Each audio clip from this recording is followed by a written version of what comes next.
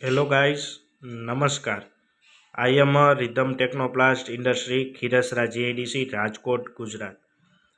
Sir आपको जो handle दिखा रहा है वो उसमें बोल्ट भी आता है इस टाइप का।